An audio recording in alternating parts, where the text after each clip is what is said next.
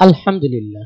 আসসালাতু ওয়াসসালামু আলাইকা আলা রাসূলিহিল কারীম ওয়া আলা আলিহি ওয়া আসহাবিহি আজমাইন।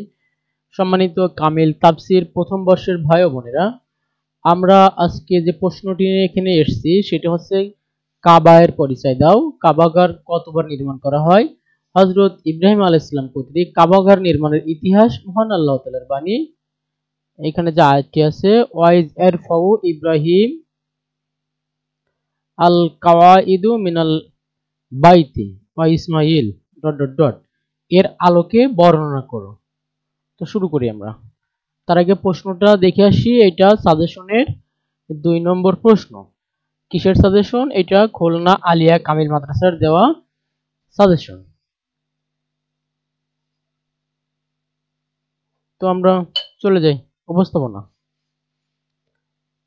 মানুষের ইবাদতের জন্য পৃথিবীতে সর্বপ্রথম যে ঘর নির্মিত হয়েছিল তা হচ্ছে পবিত্র কাবাঘর। আল্লাহ তাআলা প্রথমত ফেরেশতাদের মাধ্যমে উক্ত ঘর নির্মাণ করেন। যেমন কুরআনে সূরা আল ইমরানের 96 নম্বর আয়াতে এ সম্পর্কে বলা হয়েছে। আপনারা সূরা আল ইমরানের 96 নম্বর আয়াত বের করে অর্থসহ পড়ে নেবেন। অতঃপর বিভিন্ন ব্যক্তি ও গোষ্ঠীর সময়ে সময়ে এর সংস্কার সাধন করেন। এক পর্যায়ে হযরত ইব্রাহিম ও তদীয় পুত্র হযরত ইসমাইল আলাইহিস সালাম সেটি পুনর্নির্মাণ করেন। নিচে যেটি আমরা প্রশ্ন নিয়ে আলোচনা করব। কাবা এর পরিচয়। কাবা শব্দটি একবচন, বহুবচনে কাবুন শব্দমূল থেকে উদ্ভূত। এর আবিধানিক অর্থ হচ্ছে উচ্চ তথা উঁচু, মর্যাদা, সম্মান ইত্যাদি। আর পারিভাষিক সংজ্ঞায় আল্লামা বদরুদ্দীন আইনি রহিমাহুল্লাহ বলেন, কাবা শব্দের অর্থ উলুউ ওয়ারতিফাউন তথা উঁচু হওয়া। যেহেতু বাইতুল্লাহ মক্কার অন্যান্য সমতল ভূমির তুলনায় 15 মিটার এবং 50 সেন্টিমিটার বা 32 ফুট উঁচু, সেহেতু তাকে কাবা নামকরণ করা হয়েছে। নম্বর 2, আল্লামা ইবনে হাজার আসকালানী রাহিমাহুল্লাহ বলেন, কাবা শব্দের অর্থ মর্যাদাবান ও সম্মানিত। যেমন বলা হয় রাজুলুন আলিউল কাবা তথা সম্মানিত ব্যক্তি। সুতরাং কাবাঘর সকল দিক থেকে সব মর্যাদাবান ও সম্মানিত বিধায় এটাকে কাবা নামকরণ করা হয়েছে। নম্বর 3, বিশিষ্ট তাফসীরকার আল্লামা জামাখশরী রাহিমাহুল্লাহ বলেন, কাবা অর্থ সম্মান, আর এ ঘরের প্রতি সম্মান প্রদর্শনার্থে মানুষ কিয়াম করে থাকে বিধায় এ কাবাকে কাবা নামকরণ করা হয়েছে। যেমন আল্লাহ তাআলার বাণী 19 সূরা আল মাইদার 96 নম্বর আয়াতটি এখানে উল্লেখ করেছে। তারপরে প্রশ্নের যেটা বলা হচ্ছে যে কাবাঘর নির্মাণের সংখ্যা। তো ভিত্তিপ্রস্তর স্থাপন এবং মর্যাদার দিক থেকে কাবাঘর পৃথিবীর সর্বপ্রথম ইবাদতের জন্য প্রতিষ্ঠিত ঘর। এই ঘরটি 11 বার নির্মাণ ও মেরামত করা হয়েছে বলে তার প্রমাণ পাওয়া যায়। যেমন আল্লামা ইবনুস সুয়ুতি রাহিমাহুল্লাহ তারিখে মক্কা নামক গ্রন্থে একরকম বর্ণনা করেছেন। তার বিস্তারিত নিম্নরূপ। নম্বর 1, এটাকে ফেরেশতাগণ আদম আলাইহিস সালাম ও জমিন সৃষ্টির 2000 বছর পূর্বে সৃষ্টি করেছেন। অপর বর্ণনা মতে জমিন সৃষ্টির 40 বছর পূর্বে তৈরি করা হয়েছে এবং জমিন তার নিচ হতে উদ্বৃত্ত করা হয়েছে। অনেক বর্ণনায় এসেছে কাবাঘর জমিন সৃষ্টির পর তৈরি করা হয়েছে। নম্বর 2, আদম আলাইহিস সালাম ও তার বংশধরগণ নির্মাণ করেছেন তা হযরত নূহ আলাইহিস সালামের প্লাবন পর্যন্ত বিদ্যমান ছিল। প্লাবনের পর প্রকৃত স্থানটি লুপ্ত হয়ে যায়। নম্বর 3, শীস আলাইহিস সালামের নির্মাণ। নম্বর 4, পরবর্তী পর্যায়ে হযরত ইব্রাহিম ও হযরত ইসমাইল আলাইহিস সালামের তা পুনর্নির্মাণ করেন। যেমন সূরা বাকারার 127 নম্বর আয়াতের কথা এখানে বলা হয়েছে। কি বলা হচ্ছে? ওয়াইজ ইয়ারফাউ ইব্রাহিমুল কাওয়াইদু মিনাল বাইতি ওয়া ইসমাইল। নম্বর 5, আমালেকা গোত্র কর্তৃক নির্মাণ ও সংস্কার করা হয়। নম্বর 6, জুরহাম গোত্র কর্তৃক এটি পুনর্নির্মাণ করা হয়। নম্বর 7, কুসাই ইবনে কিলাব কর্তৃক সংস্কার। তিনি হযরত ইব্রাহিম আলাইহিস সালামের নির্মাণ থেকে 6.5 হাত প্রস্থে বর্ধিত করেন ও হাতিমে কাবাকে মূল ঘর থেকে আলাদা করে দেন। যা কামানের আকৃতির ছিল। নম্বর 8, কুরাইশগণ কর্তৃক তারা কাবাঘরের দেয়ালকে 9 হাত উঁচুর স্থলে 18 হাত উঁচু করেন। নম্বর 9, হযরত আব্দুল্লাহ ইবনে জুবাইর রাদিয়াল্লাহু তাআলা কর্তৃক নির্মাণ।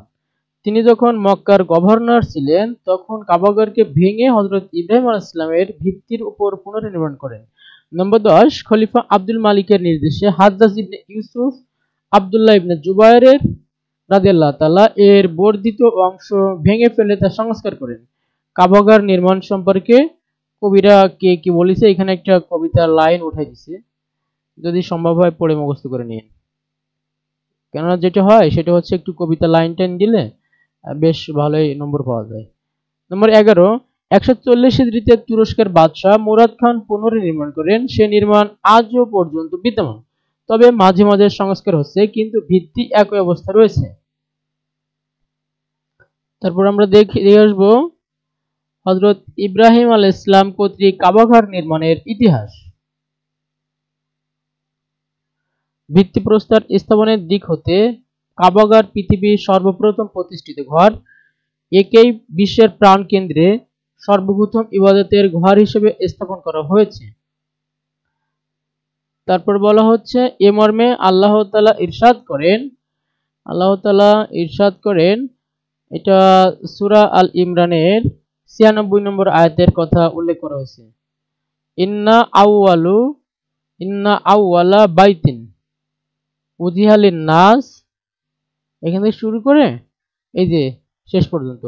আচ্ছা, উযিহা লিন-নাস লাল্লাযী বিবাক্কা মুবারাকাও ওয়া হুদাল লিল আলামিন। অতঃপর হযরত নূহ আলাইহিস সালামের যুগে ঐতিহাসিক প্লাবনে কাবা ঘর ধ্বংস হয়ে যায়। অনেক যুগ পর্যন্ত এ ঘর নিশ্চিহ্ন অবস্থা থাকে। অতঃপর হযরত ইব্রাহিম আলাইহিস সালাম মহান আল্লাহ তাআলার নির্দেশে তার স্ত্রী হাজেরা ও পুত্র ইসমাইলকে এ ঘরের পাশেই নির্বাসন দেন। তারা এ ঘরের পাশেই বসবাস করতে থাকেন।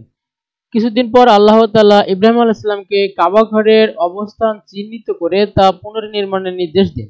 আল্লাহ তাআলার নির্দেশ পেয়ে তিনি পুত্র ইসমাইল আলাইহিস সালামকে সাথে নিয়ে নির্মাণ কাজ শুরু করেন।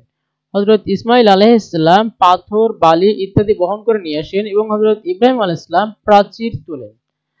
আল্লাহ তাআলা বেহেশত হতে একটি পাথর প্রেরণ করেন যা কুদরতিভাবে লিফটের মতো উপরে ওঠানামা করত। তার উপর ভর করে তিনি কাবাঘরের দেয়াল নির্মাণ করেন। সুবহানাল্লাহ, সুবহানাল্লাহ। পরের পৃষ্ঠাে বলা হচ্ছে